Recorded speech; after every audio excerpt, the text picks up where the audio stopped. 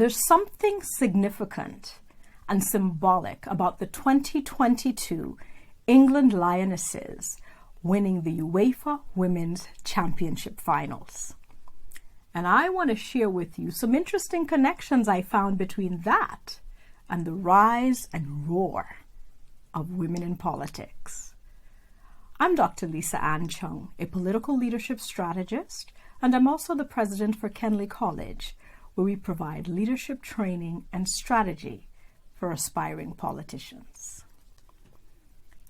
Now, the world knows so much about England male footballers. So you may prefer to use the term soccer, but work with me. I'm going to use the term football for our context here in the United Kingdom. And an interesting time when, dare I say, American female footballers have spent more time virtue signaling than playing and winning. This win for England is quite special. The England Lionesses have never had a win like this before. Yes, they've qualified for FIFA Women's World Cup 5 times. They've reached the quarterfinals 3 times, and then the UEFA Women's Championship 3 times as well.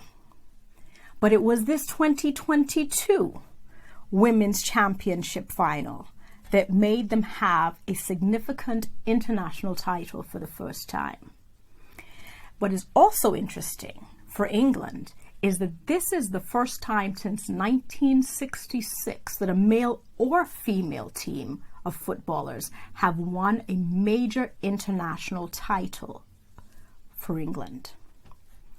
So that's a little bit of background, and it actually even made me think of a song, a golden oldie, for those of you who like that kind of music, from Sam Cooke. And he said, or should I say, he sang, "It's been a long time coming, but I know a change gonna come." And it really has been a long time that we've been needing a change in the government and political system. Now, here are some things that we can take into the lessons for politics that we can learn from the women's team, the Lionesses, but we can also learn from Lionesses in the animal kingdom in general. Lesson number 1, stay in the game. Now, I know some of you may have gone into politics and you might have tried. You weren't necessarily selected by your party. You may not have secured a win. You didn't even reach anywhere near the finals, or when you got close in the running, you didn't quite make the win. And you might have been discouraged and said, what's the point? All of this time I've been trying and I can't seem to get it right. I can't seem to win. Maybe I should just give up. The lesson for you, stay in the game. Lesson number 2, wake up and roar. The fact that it is the Lionesses who won is symbolic, as there is a rising number of females entering the political arena. They're waking up and they're standing up. They're bringing their strength as women into the field of politics. It's also the time to use your voice and your actions to create meaningful, positive change.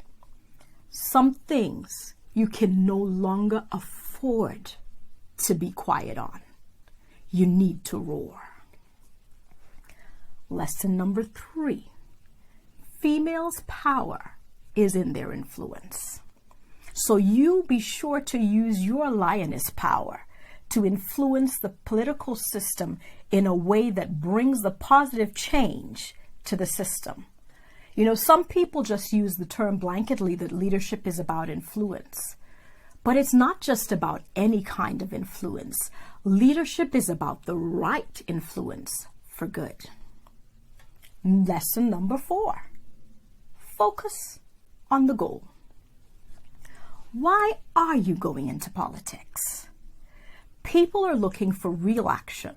They want real results, and they definitely want real change. What is the goal that you are after? What is the change that you want to bring? Lesson number 5. There's power in sisterhood. Lionesses take down their prey faster, and they are stronger when they are working together with other lionesses. This is a great time for me to encourage those of you who are female political lionesses to find like-minded female political lionesses with the right attitude to support you as you are in or entering in to the political jungle. And that is why we even provide a special community for select lionesses here at Kenley College. Lesson number 6. Lionesses defend their territory in packs. We're seeing a rise of the mama bear phenomenon. A lot of these mama bears have started out in the school board, and then they've progressed through the ranks to higher and higher levels, greater and greater levels of influence. What are they doing?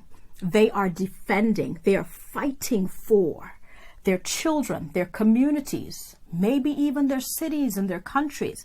They are defending their territory. They're defending their territory against tyrannical, governmental, and educational mandates and overreach. Lesson number 7. The rise from the shadows. Chloe Kelly from the England Lionesses scored the winning goal for the team.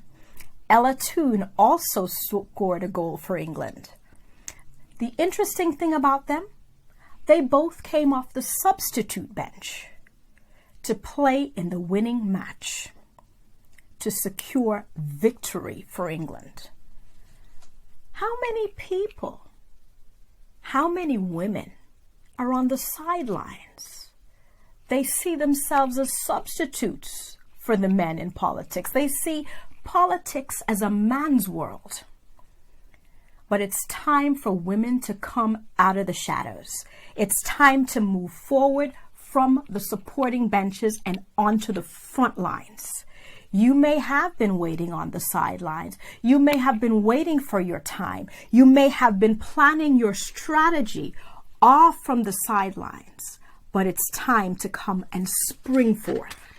More women need to step up and step out of the shadows as leaders in the government and political system and bring your country to victory. Lesson number 8. Your supporters are growing. There were 87,192 people in attendance at the victory match for England Lionesses. It was the largest crowd ever, male or female, for UEFA European Championship match. People in general, they're getting more interested, they're getting more invested, and they're getting more determined to see change in politics. They're realizing that they can't stay on the sidelines anymore and just say they don't like it. They don't want to get involved because they realize whether they like politics or not, their life, their world, their future is being determined by political decisions. And interestingly enough, they are paying attention, even more attention, to the political lionesses. They're paying more attention to the women getting up and stepping out into politics. So women are now receiving more support to enter politics than they have ever received before in history. Lesson number 9.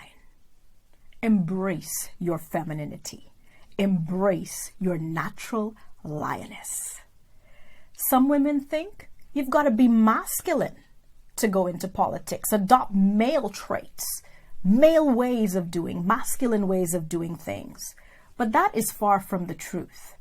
Your authenticity is found in your strength as a woman. Use that power for good. Use that strength for greatness.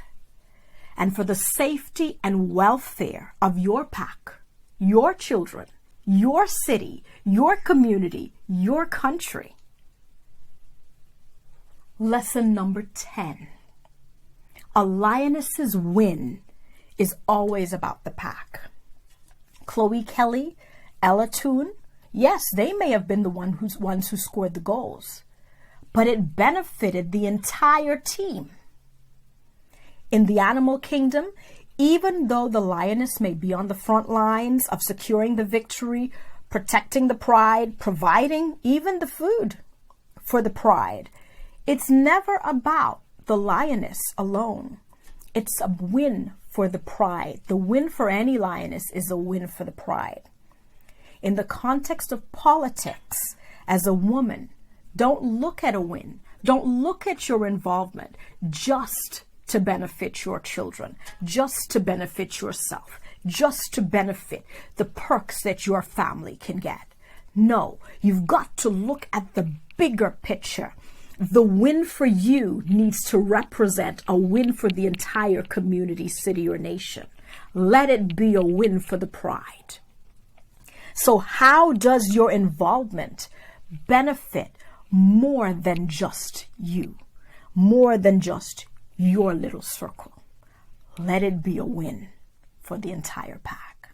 Lesson number 11. It's all about the right attitude and mentality. And this is where I want to say to the male lions that it's not just about needing female lionesses in politics. We need you too. We need lions and lionesses with the right mentality and the right attitude to get into politics. Lionesses, just like lions, need to have that mentality. One that sees a challenge as an opportunity. One that will take down a massive elephant and not be daunted by the size difference. One whose leadership is not limited to size, to relative strength, or even intellect. It's all about mentality and attitude. You want to make a difference in your community, in your city, in your country?